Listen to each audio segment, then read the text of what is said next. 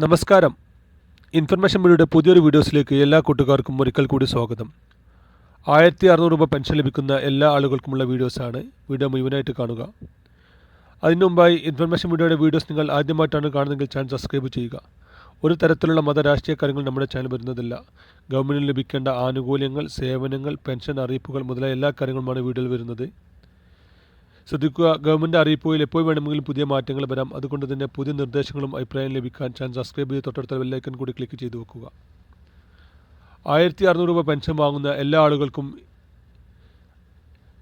ഈ ഓണത്തിന് മുമ്പായി 2 മാസത്തെ പെൻഷനാണ് ഇപ്പോൾ സർക്കാർ നൽകാൻ തീരുമാനിച്ചിരിക്കുന്നത്. 3600 രൂപയായിരിക്കും പെൻഷൻ ലഭിക്കുക.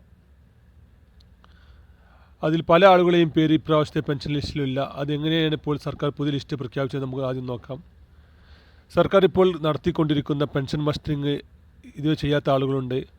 അവർ എത്രയും പെട്ടെന്ന് തന്നെ മസ്റ്ററിങ് പൂർത്തിയാക്കുക. എങ്കിൽ മാത്രമായിരിക്കും തുടർന്നും അവർക്ക് പെൻഷൻ ലഭിക്കുക. ആഗസ്റ്റ് മാസം 24-ാം തീയതി മാത്രമാണ് പെൻഷൻ മസ്റ്ററിങ് ചെയ്യാനുള്ള അവസാന തീയതി. അതിന് കാത്തു നിൽക്കാതെ എല്ലാ ആളുകളും എത്രയും പെട്ടെന്ന് തന്നെ മസ്റ്ററിങ് പൂർത്തിയാക്കുക. അവസാന സമയങ്ങളിൽ വെബ്സൈറ്റ് തകരാറ് മൂലം മറ്റ് പല കാരണങ്ങൾ കൊണ്ടും മസ്റ്ററിങ് പൂർത്തിയാക്കാൻ പല ആളുകൾക്കും സാധിക്കാറില്ല. അതുകൊണ്ട് തന്നെ ഇത് അവസാന നിമിഷത്തേക്ക് വെക്കാതെ എല്ലാ ആളുകളും ഈ ഒരാഴ്ചയിൽ തന്നെ മസ്റ്ററിങ് പൂർത്തിയാക്കാൻ ശ്രമിക്കുക. അതുപോലെ തന്നെ മറ്റൊരു കാര്യം ശ്രദ്ധിക്കേണ്ടത്, വാർദ്ധക്യ പെൻഷൻ, വിധവ പെൻഷൻ പോലത്തെ എല്ലാ പെൻഷൻ ആളുകളും ഈ മസ്റ്ററിങ് പൂർത്തിയാക്കണം. അതുപോലെ ക്ഷേമനിധി ബോർഡിൽ ലഭിക്കുന്ന പെൻഷൻ പല ആളുകൾക്കും ക്ഷേമനിധി ബോർഡിൽ നിന്നും പെൻഷൻ ലഭിക്കുന്നുണ്ട്. അങ്ങനെയുള്ള ആളുകൾ, കാർഷിക പെൻഷൻ ലഭിക്കുന്ന ആളുകൾ, അങ്ങനെ എല്ലാ പെൻഷൻ വാങ്ങുന്ന ആളുകളും മസ്റ്ററിങ് പൂർത്തിയാക്കുക. അതുപോലെ തന്നെ വിധവ പെൻഷൻ വാങ്ങുന്ന ആളുകളുണ്ടെങ്കിൽ അവർ എത്രയും പെട്ടെന്ന് തന്നെ പുനർവായുധ ഇല്ലാതുള്ള സർട്ടിഫിക്കറ്റ് പഞ്ചായത്തിൽ ഏൽപ്പിക്കുക. ഇത് 60 വയസ്സായ ആളുകൾക്ക് ഇതിന് ആവശ്യമില്ല. 60 വയസ്സിന് മുമ്പുള്ള സ്ത്രീകൾക്ക് മാത്രമാണ് ഈ ഒരു പുനർവായുധ ഇല്ലാതുള്ള സർട്ടിഫിക്കറ്റ് അവിടെ പഞ്ചായത്തിൽ എത്തിക്കേണ്ടത്. അതുപോലെ തന്നെ വരുമാന സർട്ടിഫിക്കറ്റ് ഇതുവരെയും നൽകാത്ത ആളുകൾ, എല്ലാ വർഷവും നൽകേണ്ട വരുമാന സർട്ടിഫിക്കറ്റ് ഇതുവരെ നൽകാത്ത ആളുകൾ വരുമാന സർട്ടിഫിക്കറ്റ് സൈറ്റിൽ അപ്ലോഡ് ചെയ്യാൻ ശ്രമിക്കുക. അത് പഞ്ചായത്തിൽ നേരിട്ട് കൊടുത്താൽ മതി, അവർ അപ്ലോഡ് ചെയ്യും. അതുപോലെ തന്നെ പല കാരണങ്ങൾ കൊണ്ടും പെൻഷൻ തള്ളിയ ആളുകളുണ്ട്.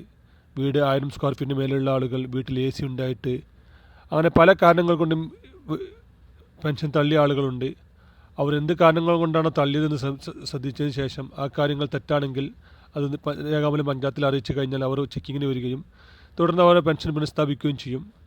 അതുപോലെ തന്നെ ഇതുവരെയും പെൻഷൻ അപേക്ഷ നൽകാത്ത ആളുകൾ, പെൻഷൻ അർഹതയുള്ള ഇതുവരെയും പെൻഷൻ അപേക്ഷ നൽകാത്ത ആളുകൾ എത്രയും പെട്ടെന്ന് തന്നെ അപേക്ഷ നൽകുക. എന്നാൽ അവർക്കും ഇപ്പോൾ പെൻഷൻ ഈ ID കിട്ടിക്കഴിഞ്ഞാൽ അവർക്കും മസ്റ്ററിങ് പൂർത്തിയാക്കാൻ സാധിക്കും.